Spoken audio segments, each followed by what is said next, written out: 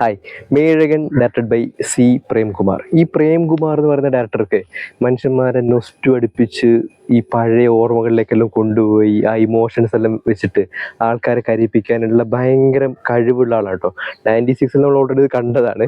അതേപോലെ തന്നെ പക്ഷേ വേറൊരു ടെറൈനിൽ അവതരിപ്പിച്ചിട്ടുള്ള സിനിമയാണ് ഈ മെയ്യഴകൻ എന്ന് പറയുന്നത്. ഇത് രണ്ട് വ്യക്തികൾ തമ്മിലുള്ള ഒരു ഫ്രണ്ട്ഷിപ്പിന്റെ കഥ നമുക്ക് വേണമെങ്കിൽ പറയാം. അതായത് നമ്മൾ വളരെ സില്ലി ആയിട്ട് കണ്ട ഒരു ചില ഫ്രണ്ട്ഷിപ്പ് ഒക്കെ ഉണ്ടാവില്ലേ നമ്മുടെ സ്കൂൾ ഡേയ്സിലോ അല്ലെങ്കിൽ നമ്മുടെ നാട്ടിൽ തന്നെ നമ്മുടെ ചെറുപ്പകാലത്ത് വളരെ സില്ലി ആയിട്ട് നമ്മൾ പരിഗണിച്ചിട്ടുള്ള ചില റിലേഷനൊക്കെ ഒരുപാട് നാൾക്ക് ശേഷം നമ്മൾ ആ ഒരു ബന്ധം അല്ലെങ്കിൽ അതിൻ്റെ പേര് പോലും മറന്നു പോവുകയും പക്ഷേ മറ്റേയാൾ നമ്മളെ സംബന്ധിക്കുന്ന എല്ലാ കാര്യങ്ങളും ഓർത്തു വയ്ക്കുന്ന ഒരു അവസ്ഥ ആലോചിച്ച് നോക്കിയേ.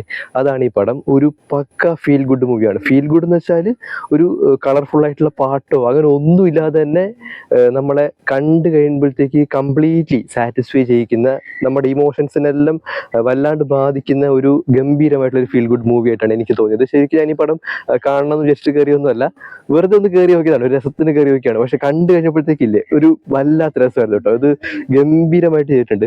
അതുപോലെ തന്നെ ഈ സി കുമാറിന്റെ പടത്തിലൊക്കെ ഈ മനുഷ്യനും പ്രകൃതിയും തമ്മിലുള്ള ഒരു ഭീകരമായിട്ടുള്ള റിലേഷൻ അദ്ദേഹം പല സ്ഥലത്തും കാണിക്കാറുണ്ട്. അത് കാണിക്കണമെന്ന് വെച്ച് കാണിക്കുന്നതല്ല, മറ്റ് പല ഘടകങ്ങൾ വെച്ചിട്ട് കാണിക്കാറുണ്ട്. നമ്മൾ 96 അത് ഓൾറെഡി കണ്ടതാണ്.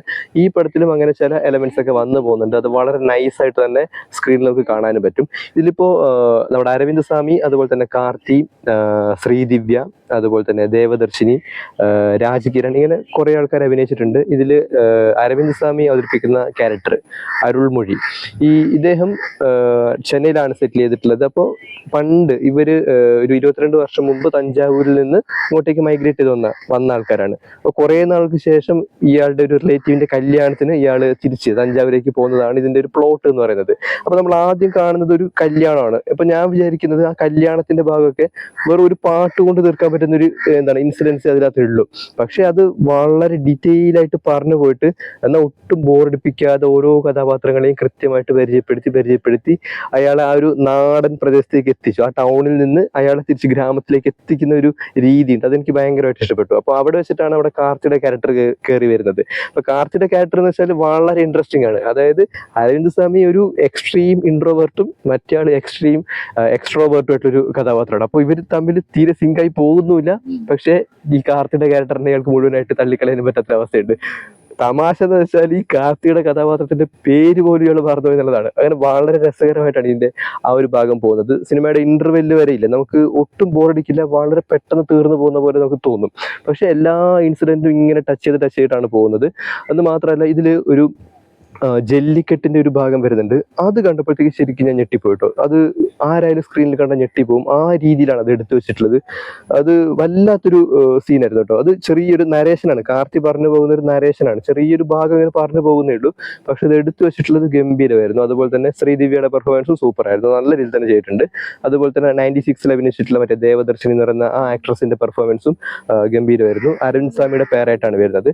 രാജ്കിരൺ അരവിന്ദ് സ്വാമിയുടെ അച്ഛൻ്റെ റോളാണ് വരുന്നത്. കുറച്ചേ ഉള്ളൂ, പക്ഷെ അദ്ദേഹം നല്ല രീതിയിൽ തന്നെ ചെയ്തിട്ടുണ്ട്. ഈ തഞ്ചാവൂർ ജില്ലയിലേക്ക് അല്ലെങ്കിൽ ആ ഒരു ഗ്രാമത്തിലേക്ക് ഇയാൾ ബസ്സിൽ വരുന്നൊരു ഭാഗമുണ്ട്. അപ്പോൾ ആ സാധനം സൂപ്പർ ആയിരുന്നു കേട്ടോ. അതായത് നമ്മൾ ശരിക്കും ഈ സിറ്റിയിൽ അല്ലെങ്കിൽ മെട്രോ സിറ്റിയിൽ നിന്നൊക്കെ നമ്മുടെ നാട്ടിൻപുറത്തേക്കൊക്കെ വരുന്ന സമയത്ത് വ്യക്തികളുടെ പെരുമാറ്റത്തിലുണ്ടാകുന്ന ഒരു മാറ്റം ഉണ്ടല്ലോ, അത് നമുക്ക് ആ ഒരു ബസ് യാത്രയിൽ തന്നെ വളരെ വിസിബിൾ ആയിട്ട് കാണാൻ വേണ്ടി പറ്റും. ഗോവിന്ദ് വസന്തയാണ് പടത്തിന്റെ മ്യൂസിക് ചെയ്തിട്ടുള്ളത്. സൂപ്പർ ആയിട്ടുള്ള ബാക്ക്ഗ്രൗണ്ട് സ്കോർ ആയിരുന്നു. ഇതിൽ അരവിന്ദ് സ്വാമി ഈ കുറെ തത്തകൾക്ക് ഇങ്ങനെ ഭക്ഷണം കൊടുക്കുന്ന ഒരു സീനുണ്ട് ഫസ്റ്റ് തുടക്കത്തില്. അവിടെ നല്ലൊരു സ്കോർ ചെയ്ത് വെച്ചിട്ടുണ്ട്, അത് സൂപ്പർ ആയിരുന്നു. അതുപോലെ തന്നെ ബാക്കിയുള്ള BGM കാര്യങ്ങളൊക്കെ അതിഗംഭീരമായിരുന്നു. അരുൺ സ്വാമിയുടെ പെർഫോമൻസ് സൂപ്പർ ആയിരുന്നു. കാർത്തിയാണ് ഇതിൽ നന്നായി സ്കോർ ചെയ്തിട്ടുള്ളത്. അതായത് ഷോ സ്റ്റീലർ എന്നൊക്കെ പറയില്ലേ, ഗംഭീരമായിരുന്നു. പല സ്ഥലത്തും നമുക്ക് വല്ലാത്തൊരു മിസ്സിങ് ഫീൽ ചെയ്യും. അതായത് ഈ 90 കാലഘട്ടത്തിൽ ഈ +2 സ്കൂളിലൊക്കെ പഠിച്ചിട്ടുള്ള ആൾക്കാരുണ്ടാവും, അവർക്ക് റിലേറ്റ് ചെയ്യാൻ പറ്റുന്ന ഒരുപാട് കാര്യങ്ങൾ ഇതിനകത്തുണ്ട്. അതിപ്പോൾ മെറ്റീരിയൽസ്, ഈവൻ ഒരു സൈക്കിൾ ആണെങ്കിൽ പോലും, അതുപോലെ തന്നെ ആ സമയത്ത് ഈ WWE അണ്ടർടേക്കർ എന്നെല്ലാം മറ്റു കുറേ കാര്യങ്ങൾ അങ്ങനെ പറഞ്ഞു പോകുന്നുണ്ട്. അപ്പോൾ ആ ഒരു കാലഘട്ടത്തിൽ ജീവിച്ച ആൾക്കാർ, ജനിച്ചിട്ട് ആ ഒരു ടൈം പീരീഡിൽ സ്കൂളിലൊക്കെ പോയിട്ടുള്ള ആൾക്കാർക്ക് ഈ പടം കണ്ടിരിക്കുക എന്ന് പറയുന്നത് വലിയ ടാസ്ക് ആയിരിക്കും. ചിലപ്പോൾ കരച്ചിലൊക്കെ വരും. നമ്മളൊക്കെ 90s ജനിച്ചിട്ടുണ്ടെങ്കിലും സ്കൂൾ കാലഘട്ടം വരുന്നത് ഈ 2000-ലാണല്ലോ. പക്ഷെ നമുക്ക് പോലും റിലേറ്റ് ചെയ്യാൻ പറ്റുന്ന പല കാര്യങ്ങളും അതിനകത്തുണ്ട്. പ്രത്യേകിച്ച് ഒരുപാട് പിയർ ഗ്രൂപ്പും ഫ്രണ്ട്സൊക്കെ ആയിട്ട് കുട്ടിക്കാലം ആഘോഷിച്ച ആൾക്കാർക്കൊക്കെ ഈ സിനിമ കണ്ടിരിക്കുക എന്ന് വെച്ചാൽ വളരെ പെയിൻഫുൾ ആയിട്ടുള്ള ഒരു എക്സ്പീരിയൻസ് ആയിരിക്കും. സൂപ്പർ ആയിട്ടുള്ള പടമാണ്. ഒരു നമ്മളെല്ലാ തരത്തിലും എന്താണ് ഫുൾഫിൽ ചെയ്യിക്കുന്ന തരത്തിലുള്ള ഒരു ഫീൽ ഗുഡ് മൂവി ആയിട്ടാണ് എനിക്ക് തോന്നിയത്. ഇത് ഞാൻ കണ്ടിട്ടില്ലായിരുന്നെങ്കിലേ ഇതൊരു വലിയ മിസ്സായി പോയേനെ. കാർത്തിയുടെ പെർഫോമൻസ് ആണ് എനിക്ക് ഏറ്റവും ഇഷ്ടപ്പെട്ടത്. പക്ഷെ അരവിന്ദ് സ്വാമി നല്ല കട്ടയ്ക്കാൻ പറഞ്ഞിട്ടുണ്ട്. സൂര്യൻ ജ്യോതികയാണ് ഈ പടം പ്രൊഡ്യൂസ് ചെയ്തിട്ടുള്ളത്. സോ മിസ്സാക്കാതെ നോക്കുക. ഈ പടം നിങ്ങൾ എപ്പോൾ കണ്ടാലും നിങ്ങൾക്കൊരു ഫ്രഷ് ഫീൽ ആയിരിക്കും കേട്ടോ. നിങ്ങൾ ഇപ്പം നമുക്ക് 96 കാണുമ്പോൾ നമുക്ക് കിട്ടുന്ന ഒരു സാധനം ഉണ്ടല്ലോ, അതിൻ്റെ മറ്റൊരു വേർഷനാണ്. പക്ഷെ ഇതെപ്പോൾ കണ്ടാലും നമുക്കിത് വർക്കാവും. ഒരു സൂപ്പർ ആയിട്ടുള്ള നൈസ് ആയിട്ടൊരു പടമാണ് മെയ്യഴകൻ.